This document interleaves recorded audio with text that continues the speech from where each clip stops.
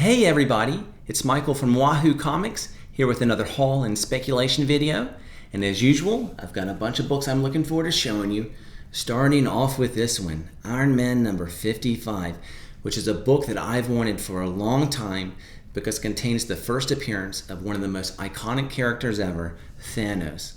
Of course, he'll always have a place in history as the first true, real big bad of the MCU. And I love him like any good villain. He's very nuanced and complex. Of course, he thinks what he's doing is the right thing to do for the universe. And of course, we have our doubts about that. But a great character. And so I'm super happy to have his first appearance in the comic book. But this book is cool because it not only contains his first appearance, but several other first appearances. So for instance, it has the first appearance of Drax the Destroyer. Now, I grew up in rural Virginia, so not only did I grow up a comic book fan, but also a fan of the WWE. And so I was really excited when Batista was cast to play that role, and it's been really neat to see him have success not only in wrestling, but also in the movie industry, and obviously I hope the best for him going forward. But love that character. It also has the first appearance of the Blood Brothers, who are these, definitely tier B villains in the cosmic side of the Marvel universe. But they definitely, I don't think they're going to headline a movie as a villain, but could be secondary villains in a movie. It contains some other first appearances. The first appearance of Kronos, who is Thanos' grandfather, and Mentor, who is his father. And also, and this is a spoiler alert for the Eternals movie, so if you haven't seen that movie, skip to the next part. I'll give you a couple seconds to get there. Just hit, fast forward like 2 minutes. But it also contains the first appearance of Eros, who made his debut at the end of the Eternals movie in one of the final credit scenes. And so this is a book that, of course, really grew a lot in value when Thanos was a part of the MCU, but then really dropped because his arc in the MCU seems to be over. That's usually what happens with villains. The books spike when they're a part of the MCU and then they drop. But he's such an iconic character that it's been steadily rising since then in value. But now that Eros is going to be a part of the MCU, I think this book will definitely spike again, especially when we get closer to whatever movie he's going to be in. We really don't know anything about where he is going forward, but this is a good book to pick up. Also, Avengers, I think it's 232. It's a more budget-friendly version if you're looking to invest in Eros. It's where he first takes on the name of Star Fox, and it's a great cover of him. All right, well, another Iron Man book I picked up was this one, my second copy of Iron Man 282. Now, if you saw my video from a few weeks ago, this was a book that I missed out on as a kid that I had regretted for years not having, because I had almost all the Iron Mans in the 200s, but I didn't have this one, which contained the first appearance of the War Machine armor, this awesome cover. And so I was really bummed about it, and when I got back into seriously collecting at the beginning of this year, there were a couple of times where I thought I was going to be able to get a hold of this book, and the deals just fell through for different reasons. And just thought, man, I am never going to get this book, and it was just disappointed about that. And now it's pretty amazing. In the past, I guess, month and a half, I've now got my hands on 2 copies that I own, and this is even a nicer copy than the first one I got. The first one was probably like an 8085. This is definitely the high 9s, 9.4 at least, maybe 9.6, maybe 9.8. I might send this off to CGC because I just love this cover and would love to have it displayed, but we'll see. But something I learned as I've kind of thinking about that, like this was the year I first really started thinking of comics as an investment and buying some pricier back issues. And when I missed out on those deals at the beginning of the year on this issue, I thought, man, I've just blown it. I'll never have it. But something I've started to see, obviously you want to take advantage of deals. But if you miss out on one, usually whatever book you're looking for is going to pop up again for another good deal, which I felt like I got this at. And so you don't have to panic. You don't have to FOMO, like all of us. I feel like FOMO a lot of times and feel like, oh, I missed out on that book. I'm never going to get it now. But I don't think that's true. I've seen that with this. Also had a story, I picked up Star Wars 42 a few weeks ago. There's another one that I missed out on earlier in the year that I never thought I would get again. But I'm seeing that's not true. So if you have a book you really want, you barely miss out on it, don't panic. Just keep your eyes out and keep hunting, and you'll probably come up for you again. Another book I picked up from this seller was Amazing Spider-Man number 410. Again, this awesome cover of Spider Carnage. It's Ben Reilly with the Carnage symbiote on him. So really cool cover. I really like this book. And I got all these from the same seller, and I've got one other book from that seller that I'm going to show at the end because it's my sleeper of the week. But something that I thought was just really cool, I got all these books from a seller in Germany. It's the first time I've ever bought comics from somebody overseas. And something, as I was thinking about that I think is just really cool about comics, and I've shared this before, but I think it's really cool how comics bring people together. I mean, it's amazing. Of course, this guy lives on the other side of the ocean, and I would never have any kind of interaction with him if it weren't for comics. But we exchanged some messages while we were working out the deal, and of course, there's a business aspect of that, but we also talked about our favorite American football teams. He's a 49ers fan. Here in Virginia, I'm a Washington fan, and it's just neat to kind of exchange some messages and pleasantries, and none of that would have happened with this guy on the other side of the world if it wasn't for comics. And so anyway, I'm always interested in that. Of course, I have a comic collector spotlight series. I'm just fascinated how these stories that we love become a part of our own stories and our own stories together as well. And so anyway, that was really cool. But before I show that last book that I got from him, I've got some Thor books that I've recently picked up that I wanted to show off.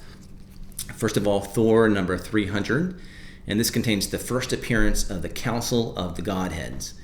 Now, if you've been watching my videos, something I'm really interested in picking up now are books that introduce some of the different pantheons and gods into comics, because I think that realm is going to be explored more in the MCU. Russell Crowe is going to be Zeus in the upcoming Thor movie. And of course, the villain, if you haven't seen Christian Bale, is going to be Gore the God Butcher. And of course, if he's going to butcher some gods, there's got to be some gods that are introduced. And then the Moon Knight series is coming up, which ties into Egyptian mythology and Egyptian gods. And so I think a lot more of those characters are going to be coming. I obviously don't know which ones, other than certainly Zeus. And I would imagine Khonshu in some aspect is going to be in the Moon Knight series. But anything kind of related to gods, I think is a good thing to consider picking up, especially if you can get a good deal on it. This book it's still very affordable. And it'll always have some value, even if this Council of Godheads doesn't show up. I mean, it's it's a Bronze Age, late Bronze Age or early Copper Age Thor. I mean, people always think that's cool, and and I always also like a lot of people, obviously, these anniversary issues, the 100, 200, 300. They're just neat things to have. And then I also got Thor 347, and this contains the first appearance of Algrim. It was a dark elf who later becomes Curse, and he was kind of like the second highest villain in the Thor 2 movie.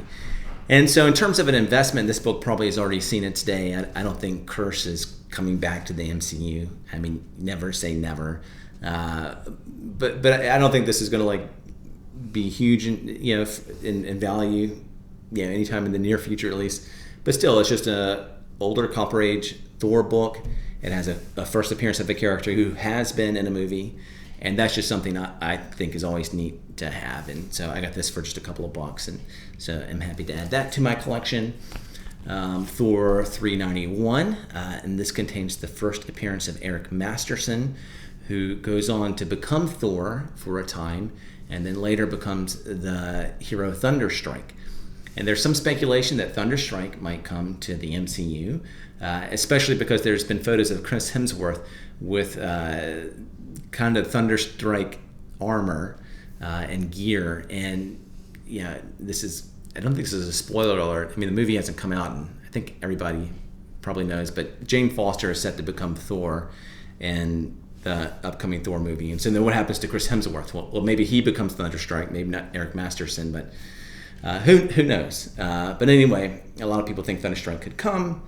And his first appearance as Thunderstrike is in in the Thor 400 something, maybe like 453. I don't really remember it all, but it's well into the 400s.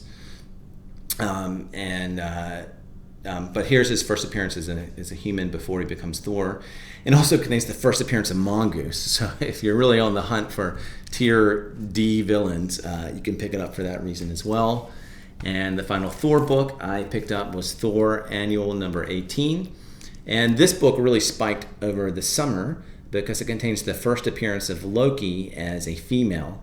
And of course, in the Loki show, there's a female variant of Loki. And so people are really hunting for this book. It's definitely cooled down, and so much more affordable now if you're interested in that, picking it up for that reason. If you think the female Loki has a role in the MCU going forward, which I think she does, I think now is probably the time to look at picking this up, because I think it'll spike again if that character comes back. Then finally, that brings me to my sleeper of the week, which is this one, Avengers Unplugged number 5.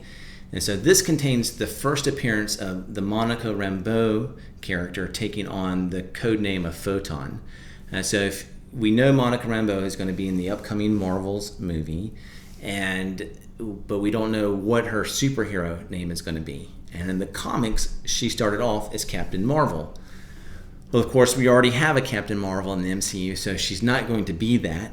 And so people are wondering, well, what will her name be? Because, of course, she got powers in WandaVision. She's clearly being set up to be the superhero. And she's taken on the names Spectrum, Photon, and Pulsar, also in the comics. And so people are speculating on all those first appearances of those character names. And whichever one she does take on, so she becomes Photon, then this is going to be a really sought-after book. If she becomes Spectrum, Mighty Avengers 1 will be the book to chase. Pulsar, I don't know what issue she becomes that. But anyway. So some people think she might be Photon. And there's some hint in the movies that could be true. In the Captain Marvel movie, her mom plays a role, who's an Air Force pilot, and her code name in the Air Force is Photon. So some people wonder, hey, is that hinting that eventually Monica Rambeau will be Photon?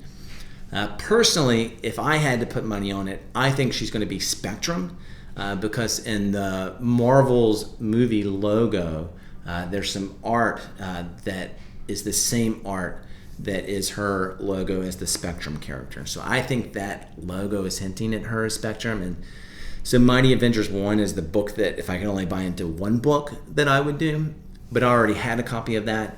And so I was glad to pick up a copy of this one because she was a really great character, maybe my favorite character in WandaVision. And so I'm looking forward to seeing her in the Marvels. All right, and that brings me to my question of the week. So, of course, I mentioned earlier with the Iron Man 282 missing out on some books earlier in the year that I really was bummed about. And I'm glad that I finally got a chance to pick it up again. But what is a book that you were close to getting, you didn't pull the trigger, or the deal fell through for whatever reason, that you really regret and you were really hoping to be able to pick up again at some point? So for me, the latest case of that is Fantastic Four 94, which is the first appearance of Agatha Harkness. And this character recently was announced to get her own MCU show because she was such a hit in WandaVision. It's so great. And I almost picked up that book a few months ago. And then I went back, actually, even before the show was announced, and tried to pick it up from a certain seller that I bought from, and he had just sold it the week before. So I was really bummed about it. And then, like a week after that, the show gets announced, and so the book has gone up a bit in value since then. And so it seems like, did I miss out? So I'm FOMOing a little bit. But what about you? What's a book you missed out on that you really want? I'm curious to hear that, or comment on anything else, things you've picked up, things you're interested in, things you think I should pick up. Of course, if you haven't subscribed to the channel, I'd appreciate it if you consider doing that so that we can keep growing. I appreciate all of you who already have subscribed. Like the video, all those things, again, that of course help the YouTube algorithm and help my channel. I really always appreciate that. All right, well, thanks, and I enjoyed doing the video. Hope you enjoyed watching it, and I look forward to seeing you guys the next time.